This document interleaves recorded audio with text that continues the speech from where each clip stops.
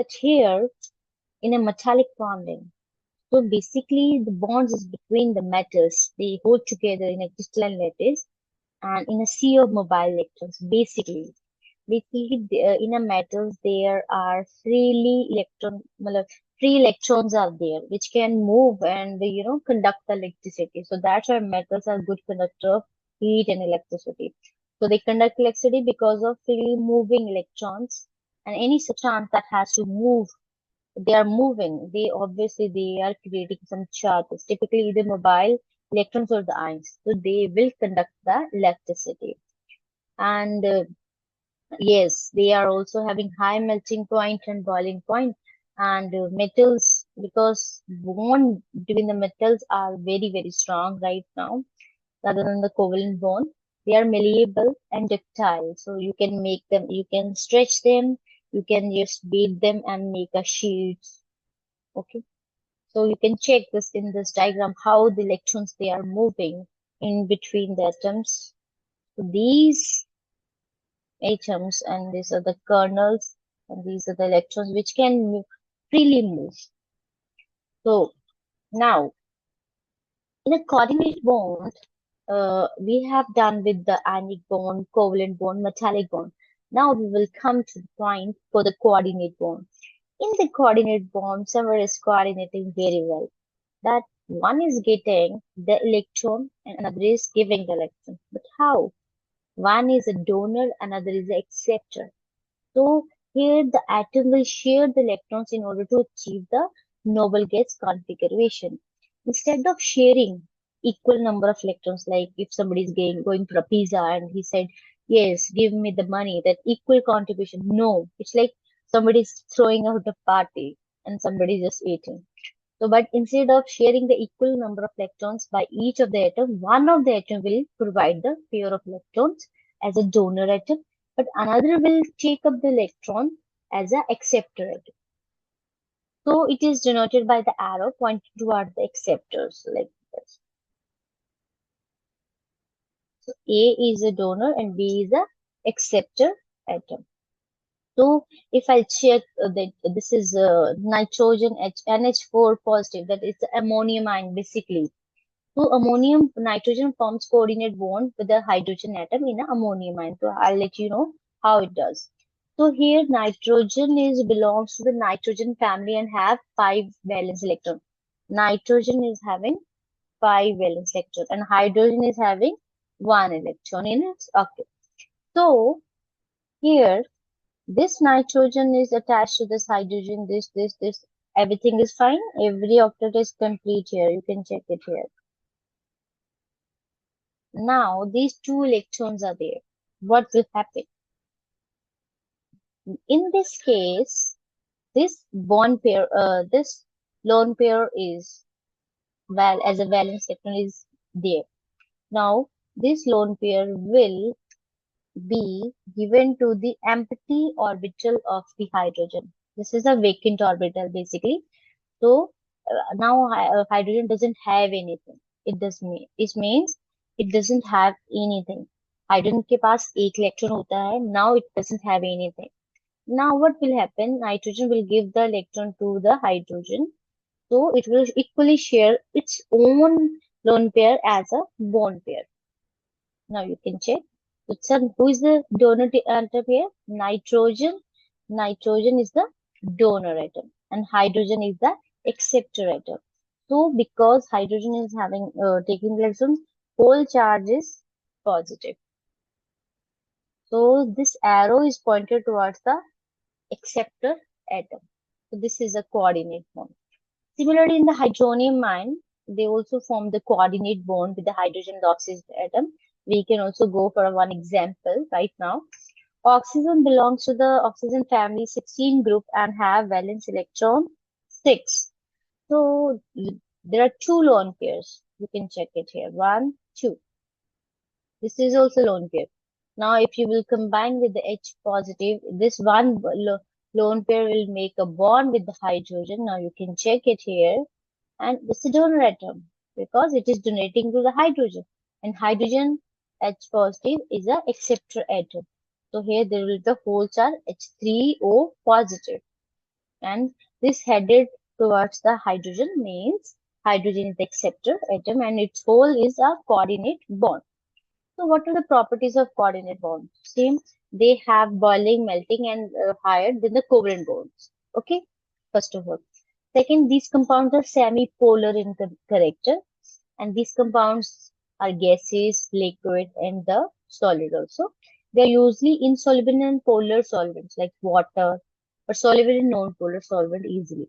So they can also non-ionic compounds, they undergo molecular reaction with which are very, very slow, and coordinate compounds are stable because they have coordinated bond, and coordinate compounds also show isomerism. Now, I hope you have clear with this also. Now, we will talk about the van der Waals forces.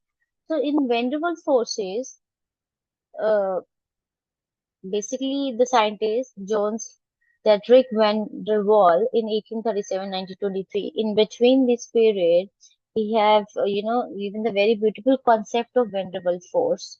So basically, these forces are the sum of attractive plus repulsive forces between the molecules. I think in our previous classes when we were kids, so somebody was asking this question: is there any bond can be made between He2 or simple question? Is He2 exist or not? Like H2 exists and 2 exists. Is He2 exist or not? So the question is the answer is here. Okay, so you can pause this video and you can search for the answer. Why we don't have bond between two helium ions? Okay, so basically, van der Waals forces they are weaker than the normal covalent or ionic van der Waals force. Okay, and they are additive. They cannot be saturated. You can add the number of forces between the different atoms, and they have no direction characteristics.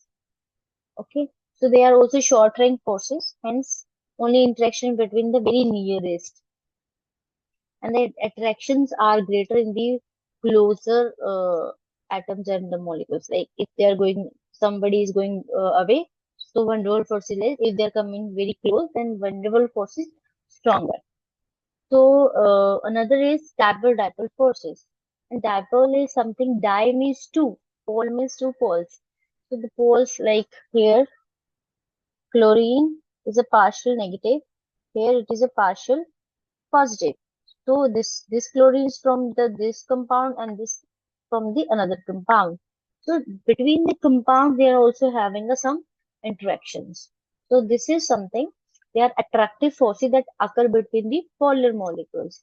And a molecule of hydrogen chloride has a partially positive hydrogen atom and a partial negative of chlorine atom.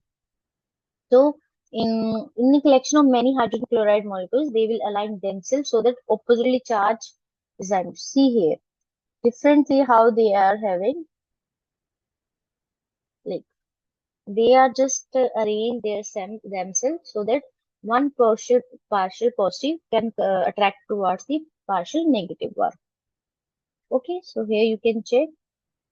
This is the neutral atom. When here everything is around, but here if the dipole is created, because if you are created this non-polar compounds have the distribution like this. This means properly no distribution of charges because equal spread of electron in the whole sphere. But in the dipole, you can check separation here. One end is getting negative and another end is getting positive. So dipole and dipole induced dipole, they are different things. Dipole induced means something we are making it, inducing something. So there is already positive and negative charge in an atom when they are interacting, and where they interact with the opposite charge of the close integral. So it is a dipole-dipole interaction, simple.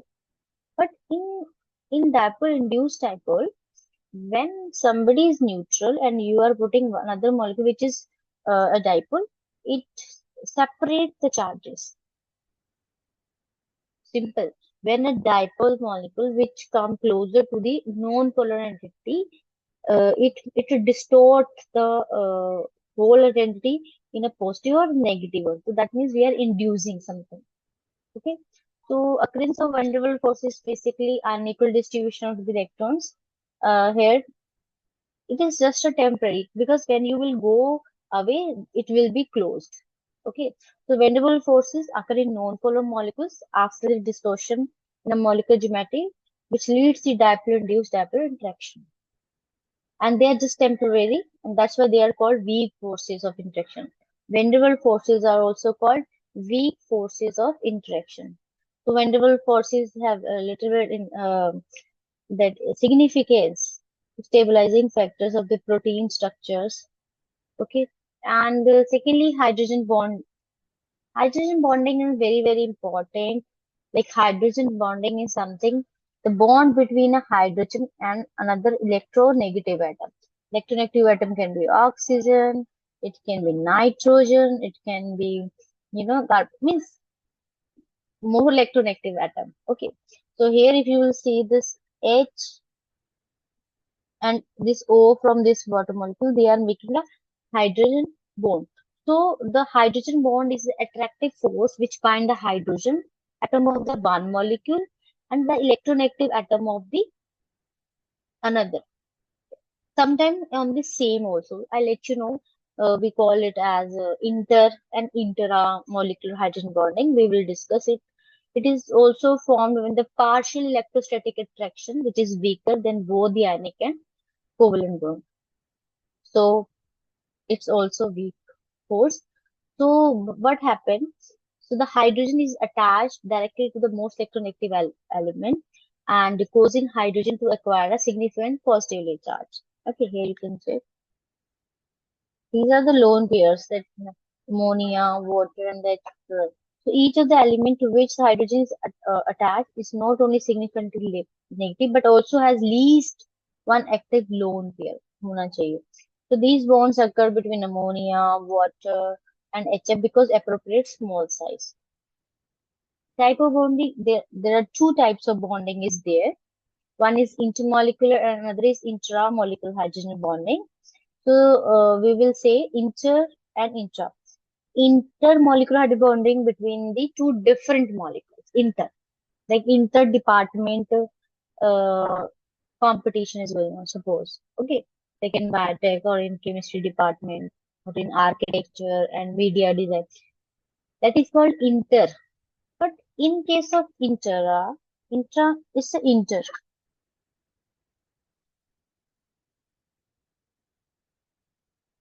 Here you can check different molecules. This is different, this is different. Different molecules. But in intramolecule hydrogen bond, so this is only one compound. Here the hydrogen form of this compound and oxygen of also from this compound belongs to this. They are making hydrogen bond like this. This is called intra. When within the department you are having any competition. The applications obviously hydrogen bonding helps in binding the DNA strands together. Okay, in base pairs and AT and GC nucleic acids they are binded with the hydrogen bonding. These are some questions that you can go go through and by posing let me know how to write all this because we have already done this. You can try it at your home.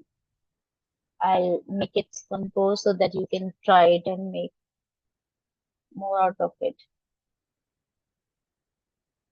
You can try to write the Lewis dot structure, also for boron, oxygen, nitrogen, bromine. Okay, and you have the answer also. Try it by your own. So ionic character is directly proportional to electronegativity difference. So this is how the following in order. Suppose sometime a pre-stable question can come. This a series is given and they are asking who's having more ionic character. So similarly that who will having more electronegativity difference like H and F definitely.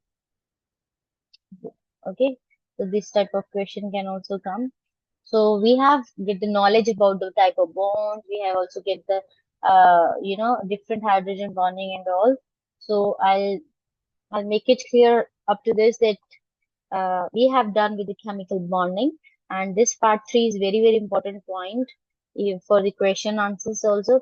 And I hope you have liked this video. Please subscribe my channel and like, share, and comment if you really like my stuff. And I'm here, Dr. Hadith, for you to clear your basics. Thank you, guys.